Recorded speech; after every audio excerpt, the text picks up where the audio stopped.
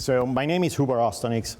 I'm a marketing and strategy advisor for Ralentage, and we are building a comprehensive technological solution for families and caregivers to cope with some of the consequences of aging, dementia, and Alzheimer's disease.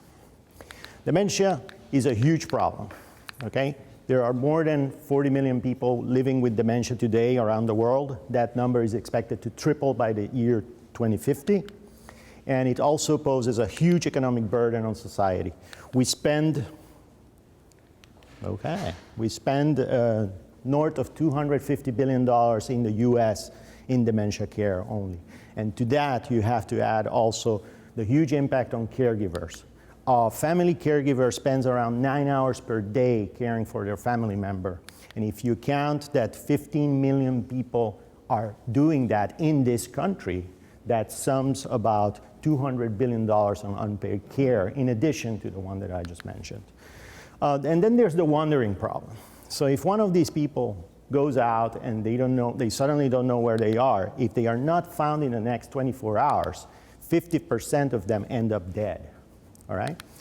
So until now, there has only been solutions that have no integrated approach. They have no passive detection, meaning that the person actually has to do an action to be found, and they have definitely no intelligence. Our solution is different. We are building an ecosystem to support families and caregivers, and because we are using a next generation mobile device, a wearable device on the patient, we have a family app for the family and the caregivers to interact with them, and we also tie into an artificial intelligence backend. We can do things like this.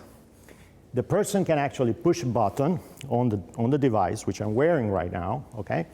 But we can also look at an area where he normally lives, and if that person leaves the area, we can generate an alert. We can also look at their normal behavior, okay? So let's say this person has been diagnosed, but they are going on with their normal life. They are walking around, driving around, but suddenly something happens that is out of the ordinary. We can generate an alert, all right? So we are adding to this also a 24/7 monitoring center, so in case that you're not available, then they can take care of that. Our business model is pretty simple. We are asking for $89 for a 2-year commitment that takes care of the device and the service as well. Our go-to-market is very focused. We have identified the customer as the family member or the caregiver. Okay, and so we are targeting focalized media, key influencers, et cetera, and using the internet as a sales vehicle, and then bringing in retailers along the way. The core team is myself. Juan is our CEO and founder. He has firsthand experience with the disease, and he comes from a project management experience background. And Armando Escalante is an absolute rock star on the CTO side. He has developed the solution up to the point where we are right now. We looked at our projections, and it looks pretty well. So by year 2, we could be talking about being cash flow positive and maybe north of $30 million by the 4th year. So, and this is addressing a very small piece of the total addressable market in the US. Where are we right now? So currently we have a working prototype. We are working through the issues that it may have and making it more usable, right? And bringing on the first 100 users. That's our objective right now. And looking for a commercial launch maybe by early next year. We have a new platform. We have migrated the solution to a new wearable, which has longer battery life, and it performs better, it's more reliable. And we are also bringing online a new and larger developer team that will help us move faster. What we are asking for, $300,000 in preferred shares, okay, to take these tasks on. Most of the money will be spent in development and in marketing efforts. That's it, Ralentage. So if you want to help us, connect us with other people, and change the world.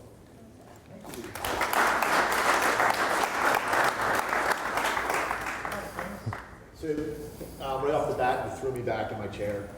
Huge, big problem. It was really good. I can tell that you guys have some experience doing this, talking. You grabbed me right off the bat. I think it's a really big market. I'm going to ask a side question before I get right back to the pitch. Yeah. Have you, so just a statistic that came out last week was that 1 in 25 children now in South Carolina has been diagnosed with autism.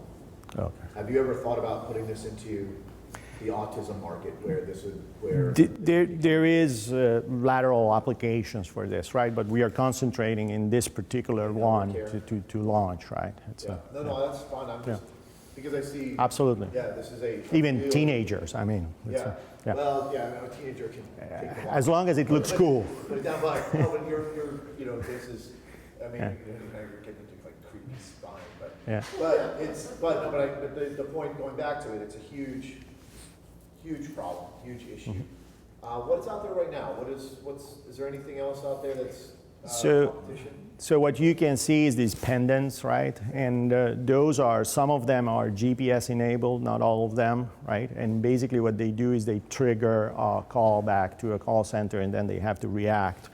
The position is grabbed after the fact, for example, right? And the second thing is that it requires an active action from the patient, right? There's issues with that, right? They may forget to do it. Some people don't even want to bother their family members and they don't press the button, right? This provides you with several, we can actually even do fall detection, okay? So everything is passive, you just have to wear the device. By the way, if the teenager takes the watch off, we know, because we lose the vitals. Any intellectual property in this?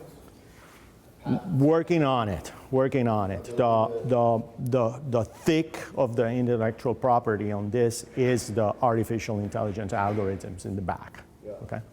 There might be some in how you put it together too. Working on it. You know, Yeah. just using commercial off-the-shelf stuff. Yeah. I mean, I thought it was really great. So I'm intrigued because I have a personal, you know, this touches me personally. I thought the price point is good. You got me off the bat. I'm trying to figure out where I would give you some more constructive advice, more critical stuff.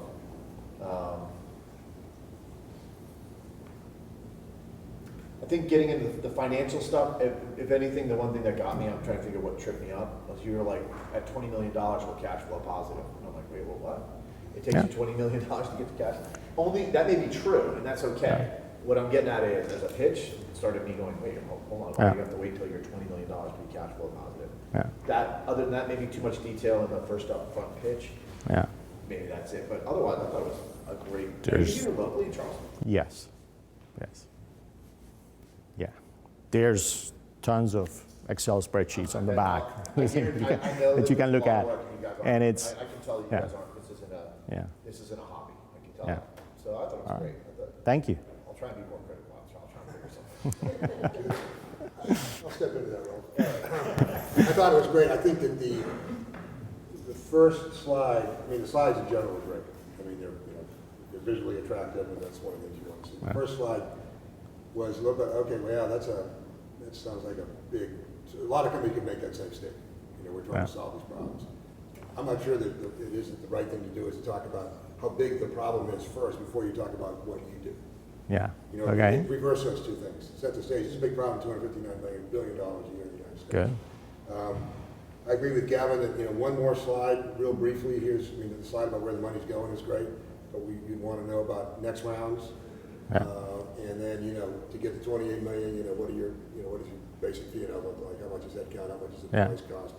And then, you know, I think the schedule was great. Challenges are always really strong. The team slide was great. I think that so this is an interesting slide, but what I think you're missing is the two key slides. One is, how do you really go to market? So you talked about all those things, AARP and things like that, but, you know, we can't do everything well. Yeah. So how are you really going to focus? How are you going to get traction? I mean, you do have competitors. You mentioned them on an earlier slide, which was good. A lot of people don't do that. But I think it'd be helpful to say, here's how we're going to focus. We're going to focus on AARP, or we're going to focus through, you know, Roper, or however you're going to do it. Yeah. And then I think the price point is great as well. But then, you know, there's no slide in there that really sells. Here are the decisions the customer really wants to make. Yeah, they'll save time and money, and they'll have safety, but how do you sort of, we try and quantify some of those so people can go, oh, if I'm spending 9 hours a day, and it's whatever it is, you know, $3 a day, that's costing me 20 cents an hour. Gotcha. 20 cents an hour. Put it in perspective. But other than that, that's terrific. Thank you. Okay, so I love the presentation. My mother had to mention, and she did go wandering, and she passed away in Australia, sitting on a park bench as she'd wandered there. So I understand the problem. Sorry. But so a couple little things that I would suggest or whatever. Number one is I'm a product guy, and I would love to see. I'd love to see that if you've got a product already, I'd like to see the prototype on your hand. Yeah, absolutely. I have it here. Okay, so it just it always brings a more realism. Yeah, doing a demo in 5 minutes is out of the question, right? But it's working. It's Take it off your wrist and let us. absolutely. Okay, so just that is one. The second thing is you didn't mention how much the product costs. Yeah. Okay, so because you could have an $89 thing, but if your product costs $250, this is a bad business model. Yeah. I'm not suggesting it's going to cost anywhere near that. Yeah. But that's the second thing, just to as a product guy, I would love to see. And the third thing is, I'm not exactly clear, okay, and I'm just not as sharp as these two guys, but I'm not exactly clear, apart from the wandering, what the product does. Okay, so I would love, you got 5 minutes, I would love just 1 minute, you got here's the problem, here's our solution, here's our product, and here's exactly the 3 things it does, what it is, why it's different, and why everybody who's going to want it. Got it.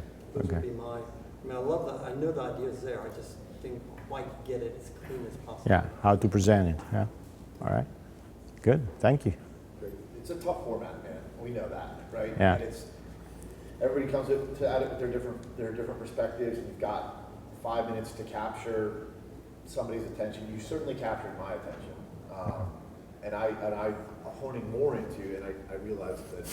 And I thought about it from the autism perspective, because this is a big problem, and I have that in my life, right? So it's something that I'm thinking about, and so I think it's an interesting. So well done. I think it was good. All right. Thank you. Keith?